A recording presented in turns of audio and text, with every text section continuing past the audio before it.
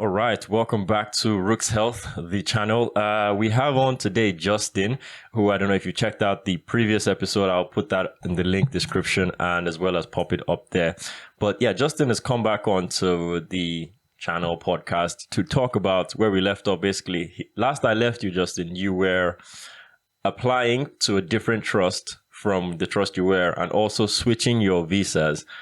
Because Justin and I are both immigrants, or we're both on visas. I think you're on the health and care visa, last I remember. I think I'm on kind of tier 2, which is still the health and care, but all the same thing anyway. So we just want to catch up to see how that process went of switching visas from one trust to the other while you're working in the NHS already. So I'll let you introduce yourself and just give a rough overview before I get into the specific questions that we have for the day. Absolutely. Thank you for having me again. It's been a pleasure. My name is Justin. I'm currently working as a senior physio at Guy's and St. Thomas's. Like Farouk said, last time I was on different trusts. Now a lot of things that has happened since then. It would be good to have a chat with regards to the whole process.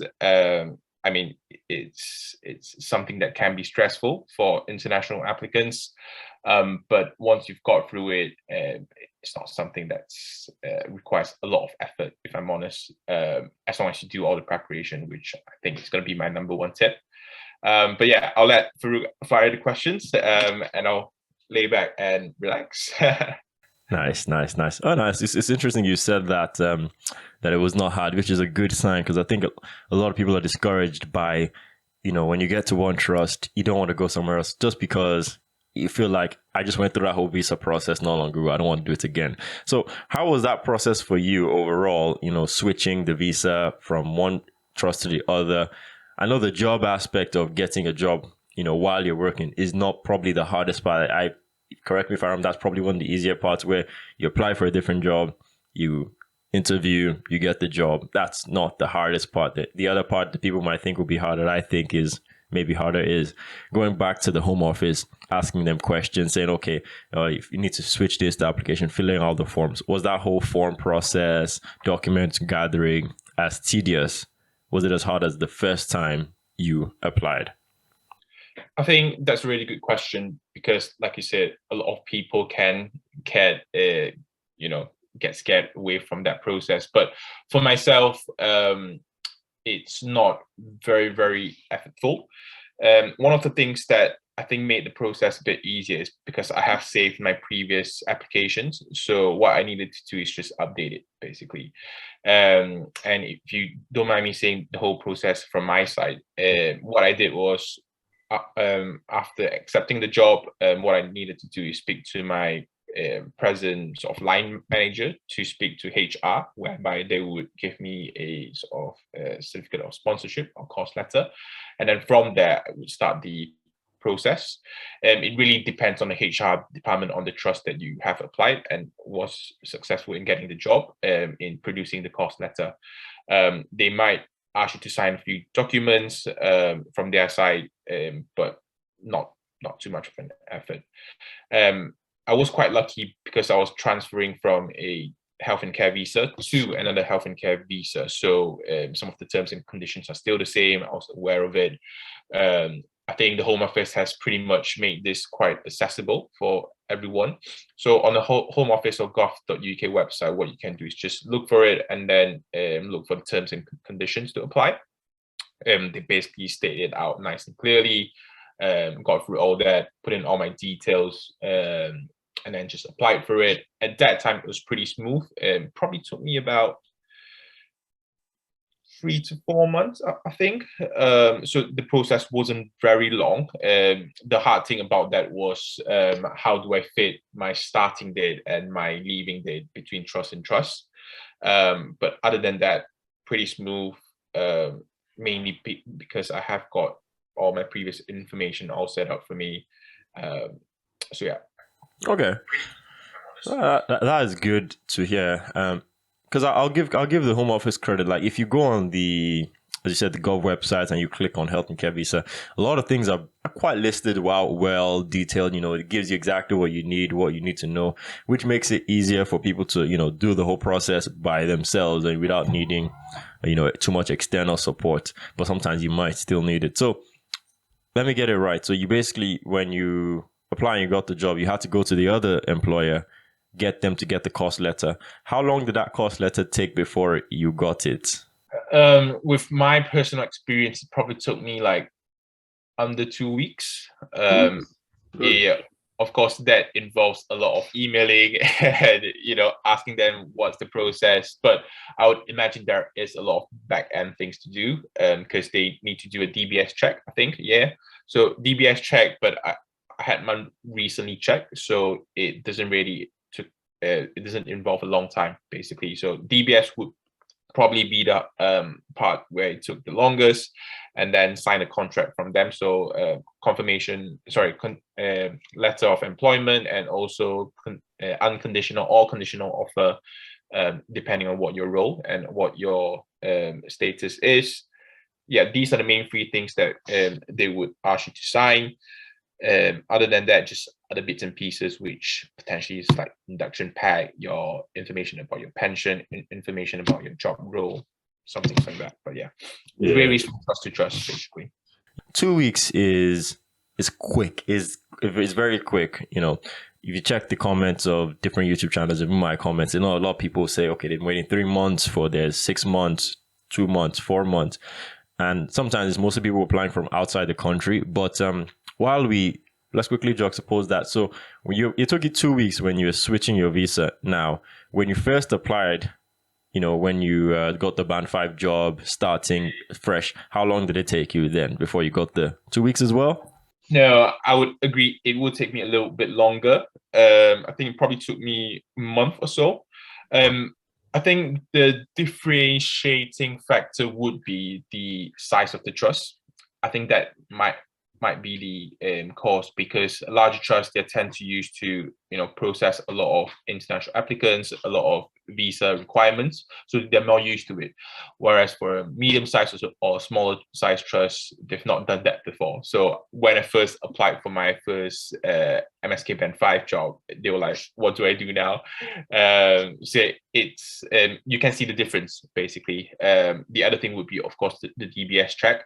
If you already had a DBS certificate, it makes things so much easier. Whereas if you're applying from another country, they might need to do further checks and more checks that are in depth. Basically, I think these are the two main factors. Yeah, an enhanced DBS check. I've heard of that before. Okay, so that's interesting to know. Yeah, because for me, I told you, when I applied for mine initially, I think I keep saying this, I got the job in like April or May-ish, and I started in end of August, because of maybe my trust in you do the whole thing where you're emailing, and it just took longer than probably would have needed. So it varies. I think that was what I kept telling people, that it can take you 2 weeks, month, 4 months, some people 6 months. It's very sad to hear someone's waiting 6 months after getting a job, just like in a state of limbo. Your side of it is that, so this switching visa, because that's the focus of it, obviously wasn't as bad as a process, was it? Did you face any key challenges or issues while switching visas and switching jobs? One of the things might be the uncertainty, because people tend to fear over uncertainty when they don't, when there isn't like a clear process timeline. Right, you're in this stage now, you have got what's the time left. Even some estimated guideline would be helpful, and I think this might be something that Trust or even Gov.uk could potentially do a little bit better, in my opinion.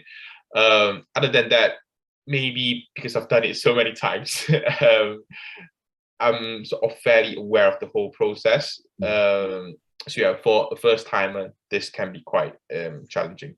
But yeah, once I've done it, it's quite easy from that point. And I think it also depends on the HR department, on your trust. Some of them are really, really helpful, that can give you a bit of reassurance, that can tell you a little bit more about what the process is. I think once you have that knowledge, hopefully from this video or podcast as well, you'll be a little bit more reassured that it varies, but most likely you will get the visa. It's very rare that it gets rejected unless you have got some crimes somewhere else I don't know about. But yeah, it should be fairly stable from that process and outcome. Yeah. Okay. Well, that's good to hear because I think, as you said, if you do it, once you do it the first time and apply for it, the next time should be easier because you're already familiar with the process. Also, you go on, you know where to find the information. You go on the system, you just update your details, and basically get it to be swapped. And so it only took you about a couple months between ending this job and then starting the next one, isn't it? Yeah, absolutely. The other thing that I wanted to tell you about, sorry to interrupt you, but one of the things that I find is slightly different is at the minute they won't give you any BRP now. Yeah. So what they do is they would use mainly your passport, and they would digitally sort of imprint it to your passport. So the next time when you go in and out of the country, they'll be able to look at it. Okay.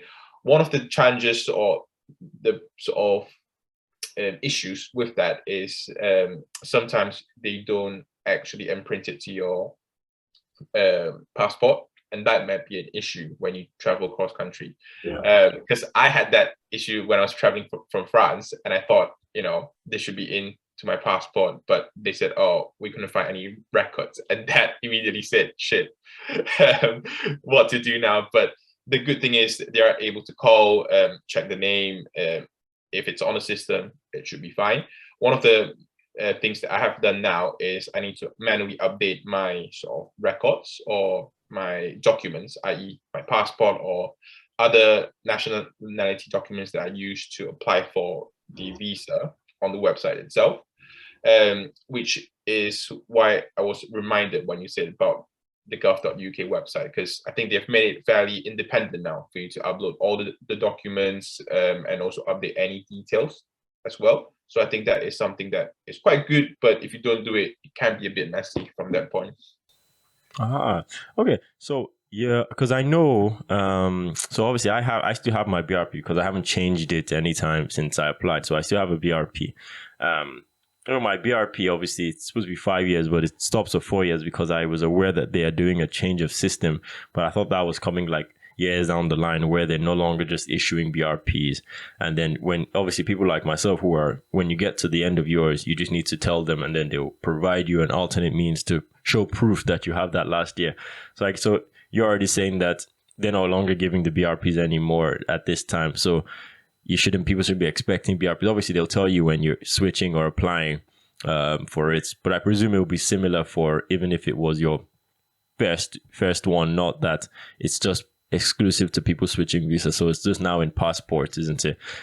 I mean, that's kind of a slight error that it wasn't stamped on your passport, and obviously you get to a border and then you are stuck briefly. I could imagine the fear that goes through your hearts and panic like.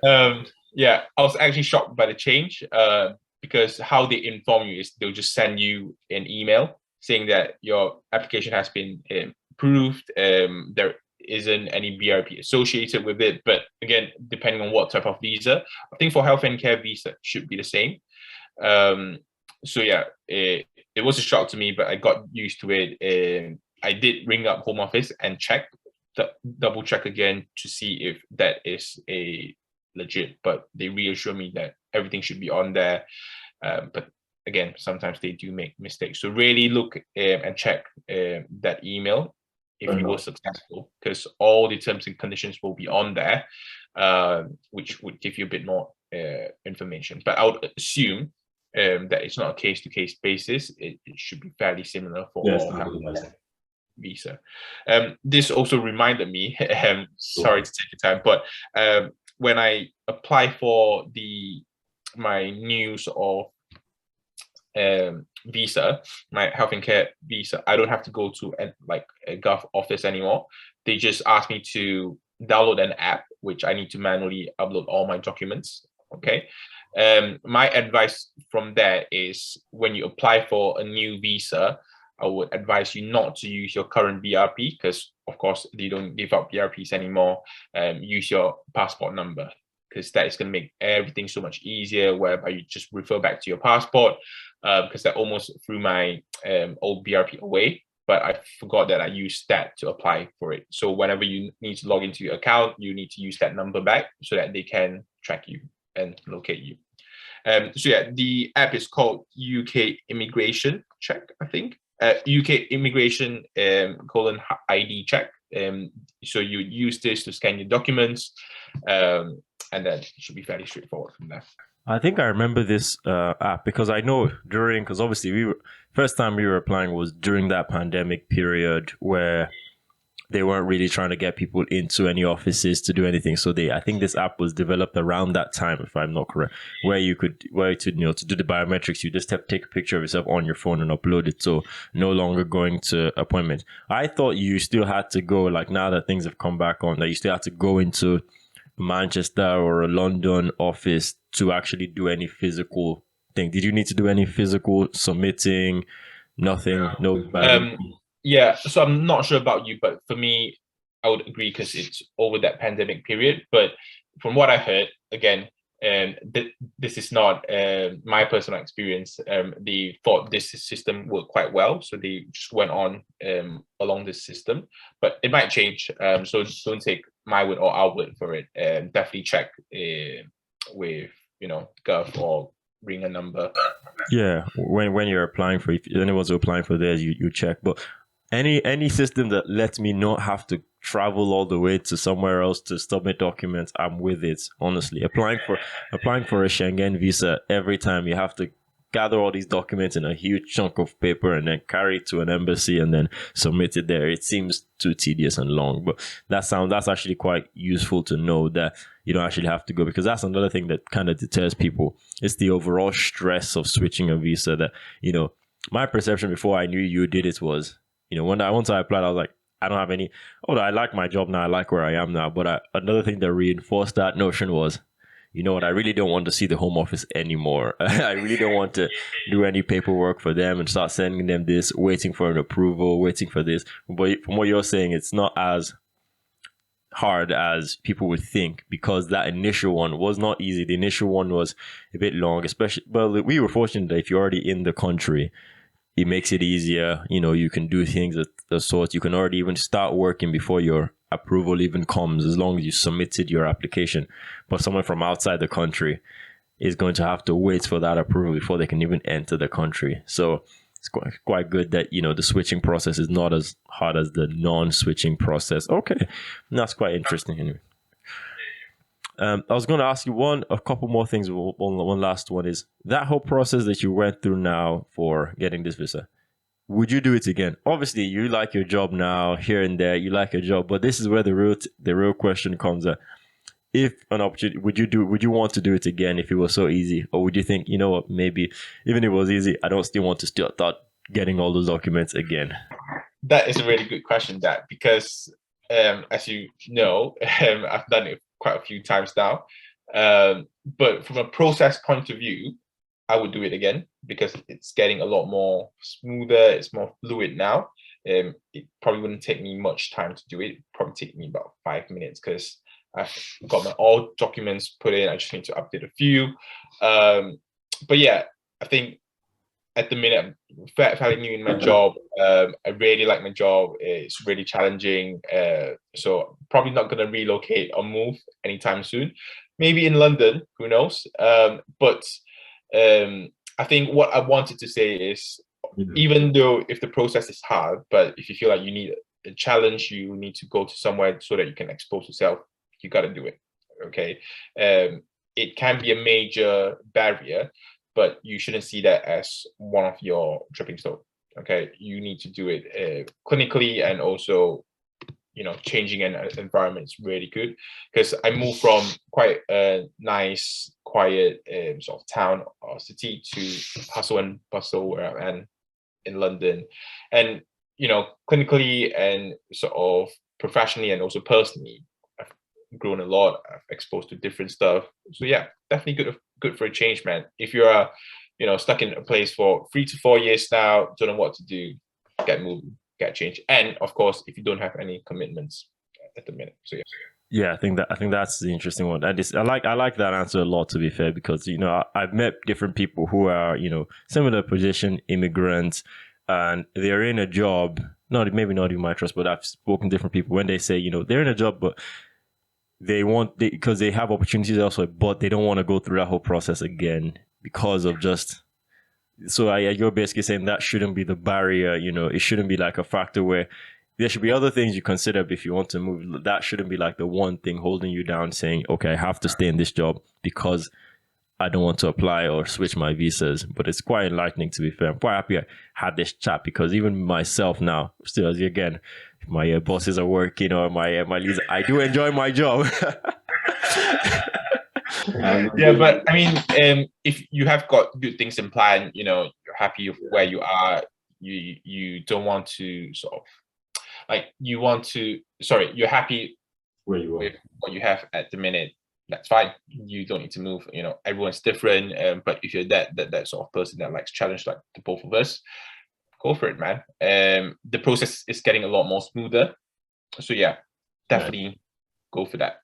No, I'm surprised if we're calling you back on this in a couple of years, saying, how was the new switching process? You'll be the resident visa switcher in this thing now, because like maybe down like 3 to 4 years later when we're going for settlement. Wait, another topic on the line. Yeah. That's another thing. Right before I leave out, that was going to be my final thing. So I presume obviously you switching jobs doesn't affect your 5 years working, because it's still 5 years working. It's not like you have to do 5 years working on one visa. You can do 2 on this one, switch to another one, do 2 here, switch to another one, do 1 year, but you've still not worked for 5 years. Yeah, that's correct, isn't it? Yeah. I think I've not looked much into it yet, but one thing that I know is there shouldn't be a break in where you leave the country for about 3 months, I think. Every year. Yeah, 180 days. I think once you sort of manage to take care of that, it shouldn't be a problem. Honestly, with the amount of leave we get, it's very unlikely you're going to be taking 180 days within a calendar year. Unless you want to get on paid leave, yeah. If you're doing regular leave, it's very unlikely you're going to be breaching that cap. But no, that was very, very interesting. I appreciate that chat, because it's quite useful information, and hopefully someone else takes from it that, the switching process is not the bureaucratic nightmare that sometimes the initial application for an immigrant visa or tier 2 or a health and care visa can be. It's actually a lot more streamlined, and once you've done it once, it should be an easier process that you don't really need to start involving X, Y, and Z people. You can just do it. You said you did it in a couple of days or so. Now you feel like you can probably do it in a day or a couple hours, where you just go through the whole thing and send it off. So that's quite good. I appreciate it. I know we're going to be having another chat in a second anyway now for the next part of this 2-part video, but that's on a whole different topic anyway, to be fair. Anything you want to leave the people with, or should we save it for the next video? I think with regards to this matter, definitely get applying. I mean, personally, there is a lot of opportunities out there, especially in the UK. Physio-wise, like job opportunities is everywhere. So if you're experienced, if you want to challenge yourself in a different country, go for it, man. There are lots of opportunities out there. I've met a few that have successfully, got their visa and get here, and they love it. They don't want to leave anymore. So yeah, get applying, man. Nice, much appreciated. And I know all this advice, it just happens that most of my friends and most of my colleagues are physios, because I'm a physio, but this type of logic applies to any other, generally NHS healthcare profession that falls under that health and care visa. Should still be the same process. I wouldn't see many others, if it's under the same visa we're on, to be significantly different. But much appreciated, Justin. We will leave it there. See you in the next video. Take care, everyone. Hope you learned something.